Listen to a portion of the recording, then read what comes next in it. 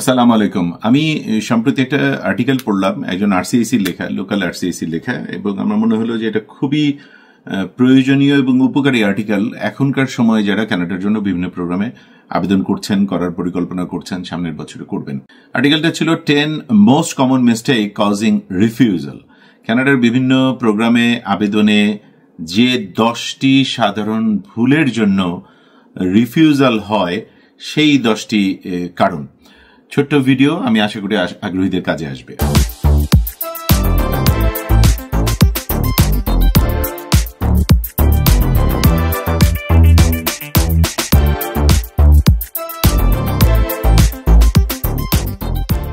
চলুন শুরু করি। 1 নম্বর হচ্ছে ইগনোরিং নিউ টাইটেনিং পলিসি। কানাডার ইমিগ্রেশনের নিয়ম কানুন তো পরিবর্তিত হচ্ছে এবং এই সাম্প্রতিক বছরগুলোতে এসে আরো বেশি পরিবর্তিত হচ্ছে। এই পরিবর্তনের সাথে আপনাকে আপডেটেড থাকতে হবে, থাকতেই হবে, এর কোনো বিকল্প নাই। নতুন যে নীতিমালাগুলো হচ্ছে সেগুলো আপনাকে জানতে হবে। কানাডা সরকারের যে অফিসিয়াল সাইটটা আছে, আমি স্ক্রিনে দেখাচ্ছি, সেই সাইটে যাবেন, সেখানে প্রতিনিয়ত আপডেটেড থাকবেন। সিআইসি নিউজ কানাডার একটা খুব নির্ভরযোগ্য জায়গা, এই পেজটা ফলো করবেন, এদের সাথে আপডেটেড থাকবেন। এরকম কিছু নির্ভরযোগ্য সিবিসি নিউজ লক্ষ্য করবেন।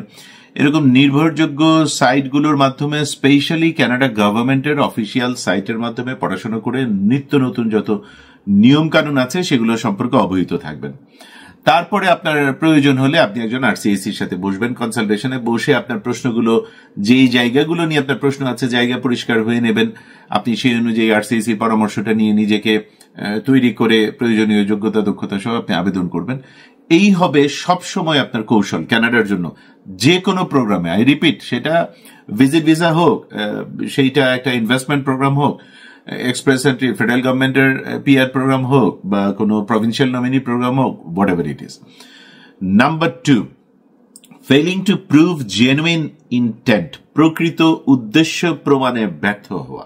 আপনি পড়াশোনা করতে আসছেন, এখন এই পড়াশোনাটা আপনার কিভাবে দেশে ফিরে গিয়ে আপনার ফিউচার প্রজেকশনটাকে, ফিউচার ক্যারিয়ার প্রজেকশনটাকে হেল্প করবে, সেই পোর্ট্রেটটা খুব রিয়েলিস্টিক্যালি করতে পারা, বাস্তবসম্মতভাবে করতে পারা, তুলে ধরা, প্রমাণাদি দেয়া যে আমি এখন এই পজিশনে কাজ করি, আমি এই পড়াশোনা করে ফিরে আসলে আমি এই জাতীয়, আমি এই প্রমোশন পেয়ে এই জায়গাটায় যেতে পারবো। এই যে দেখো, এইগুলার যে এখানে বিজ্ঞাপন হয় স্থানীয় নিউজ পেপারগুলো, মিডিয়া এজেন্সিগুলোতে, সেখানে কিন্তু একটা নর্থ আমেরিকান ডিগ্রি থাকলে এটা বড় একটা অ্যাডেড প্লাস পয়েন্ট হিসেবে ধরা হয়।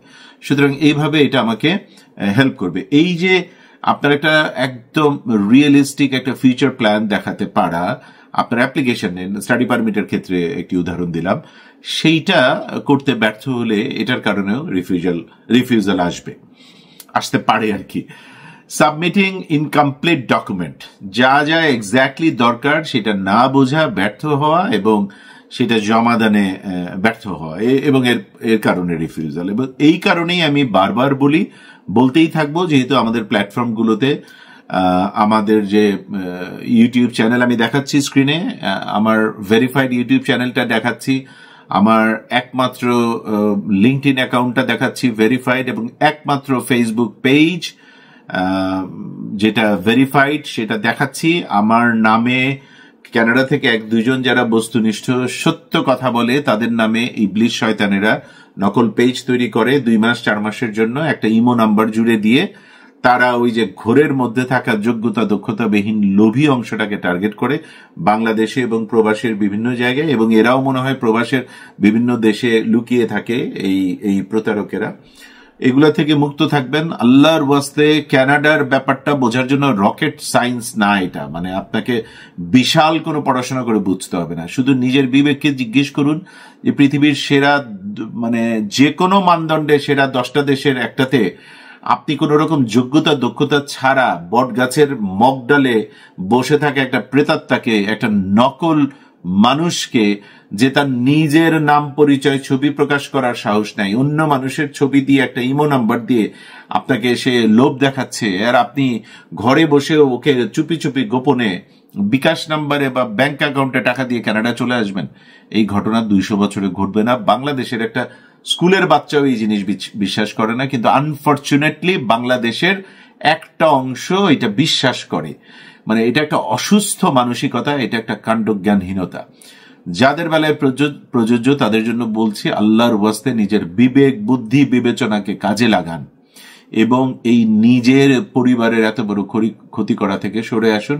ক্যানাডার যে প্রোগ্রাম দিয়ে আপনি চেষ্টা করতে চান সেই প্রোগ্রাম অনুযায়ী নিজেকে পর্যাপ্ত সময় দিয়ে, 1 বছর 2 বছর যা সময় লাগে সময় দিয়ে নিজেকে তৈরি করে আবেদন করুন।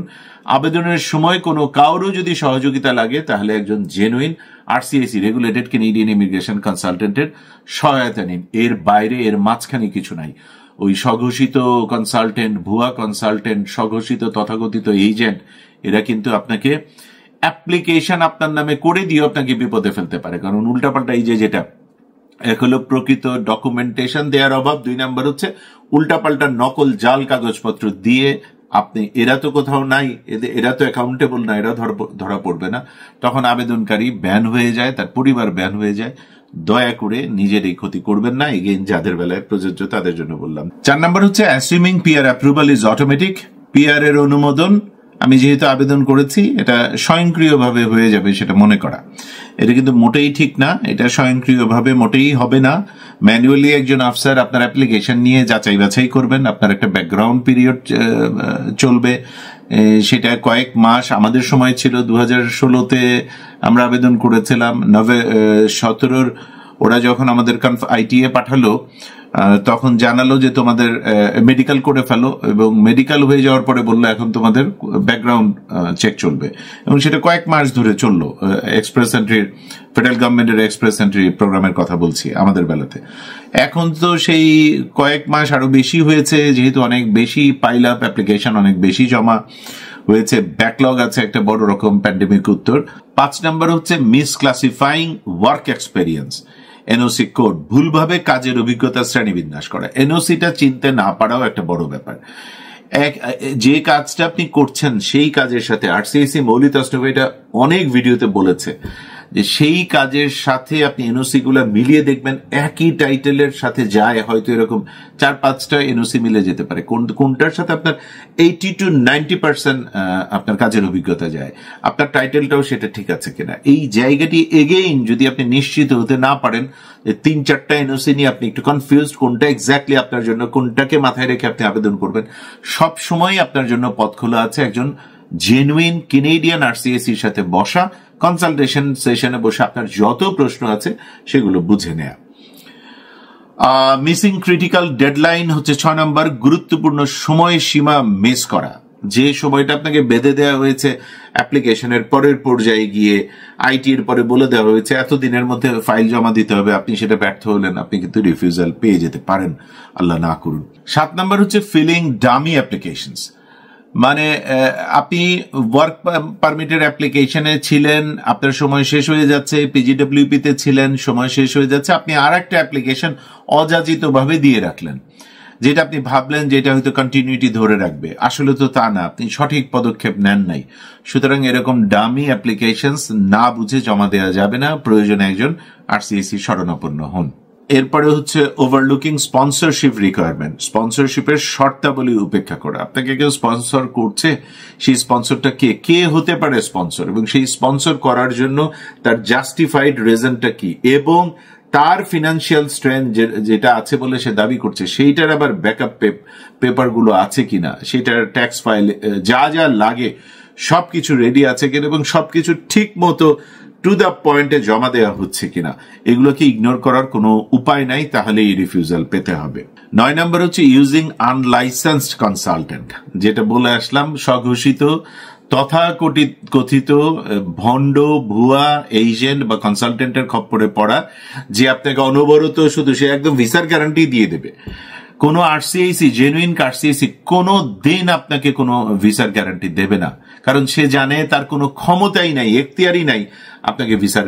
আপনার কেসটা যে অফিসার, আপনি বাংলাদেশ থেকে আবেদন করলে সিঙ্গাপুর অফিসে বসে বা পৃথিবীর অন্য আইআরসিসির অফিসে বসে যে ভিসা অফিসার নিজে হ্যান্ডেল করছে, তার এখতিয়ার হচ্ছে সে এটাকে রিফিউজাল দেবে নাকি অ্যাকসেপ্টেন্স দেবে, এটা পজিটিভ হবে নাকি নেগেটিভ হবে। আরসিআইসি আপনার প্রতিনিধি হিসেবে এইটা একেবারে নির্ভুলভাবে আপনার জন্য সর্বোচ্চ সুন্দর করে আবেদনটি বৈধতার মধ্যে থেকে যত সুন্দর করে সাজিয়ে নির্ভুলভাবে সাজিয়ে জমা দেওয়া যায় সেটা হচ্ছে আরসিইসির কাজ। পাশাপাশি আরসিইসি সেটার জাস্টিফিকেশন করে আপনার পক্ষে সাথে একটা পার্সোনাল লেটারও জুড়ে দিবে। এইটুকুই আরসিইসি পারে, এবং যে কেউ এইটুকুই পারে। আপনার জন্য কানাডার কোনো ইমিগ্রেশন লয়ার যদি আপনি নিয়োগ করেন, লয়ার তো ইউজুয়ালি ল নিয়ে কোনো ঝামেলা থাকলেই লয়ারের কাছে যাবেন, কারণ আরসিইসি যদি 10 টাকা সেবা মূল্য গ্রহণ করে, লয়ার নিবে তার 3 থেকে 4 গুণ। সুতরাং কানাডার কোনো একটা প্রোগ্রামের আবেদনের জন্য সাধারণত লয়ারের কাছে যাওয়ার কোনো দরকার নেই। কয়েক হাজার আরসিইসি আছে কানাডাতে, সরকারের বৈধ, এর মধ্যে 50-60 জন বাংলাদেশি কেনেডিয়ান আরসিইসি আছে, আপনি যে কারোর সাথে বসতে পারেন। সবশেষে 10 নম্বর হচ্ছে ইগনোরিং আইআরসিসি কমিউনিকেশনস, মানে হলো immigration, refugee and citizenship Canada থেকে আসা সব রকমের ইমেইল, আপনার সাথে যত রকম ওরা আপনাকে মেইল দিচ্ছে, যোগাযোগ করছে, অনলাইনে নোটিশ দিচ্ছে, রিকোয়েস্ট পাঠাচ্ছে, সেইগুলার সময় মতো সাড়া না দেয়া, এটা একটা সাংঘাতিক ভুল। এটা লক্ষ্য রাখবেন, মানে কখনো কোনো মেইল যেন, কোনো ইনস্ট্রাকশন যেন মিসিং হয়ে না যায়। ওরা যে ডকুমেন্টটা চেয়েছে সেইটা একেবারে ভালো মতো বুঝে এক্স্যাক্টলি সেই ডকুমেন্টটা সেই স্পেসিফাইড সময়ের মধ্যে জমা দেয়া। কোনো সংশোধনীর ব্যাপার নিয়ে যদি সময়সীমা দেয়া থাকে, তাহলে আপনি সেই সময়সীমাটা মেনে চলবেন, সেই অনুযায়ী আপনি আপনার করণীয়টুকু করবেন। মোট কথা হচ্ছে আইআরসিসি থেকে প্রেরিত আপনার প্রতিটি ইমেইল খুব মনোযোগ দিয়ে, প্রতিটি কমিউনিকেশন মনোযোগ দিয়ে পড়বেন।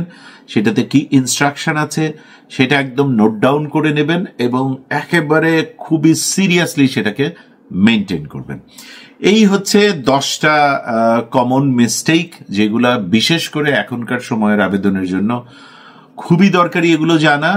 এই মিস্টেকগুলো যেন না হয়। এই মিস্টেকগুলো হয়ে যাবার কারণে বুঝে না বুঝে আপনার রিফিউজাল যেন না চলে আসে, আল্লাহ মাফ করুন, সেটা যেন না হয়। সময় দেওয়ার জন্য অনেক ধন্যবাদ। এই বছর বিভিন্ন প্রোগ্রাম দিয়ে যারা চেষ্টা করছেন এবং সামনের বছরে চেষ্টা করবেন, আল্লাহ দয়া করে আপনাদের বৈধ পথে থেকে যে শ্রম দিচ্ছেন, যে চেষ্টা করছেন, আল্লাহ এই নিয়তকে এবং চেষ্টাকে কবুল করে নিন। ভালো থাকবেন। আসসালামু আলাইকুম।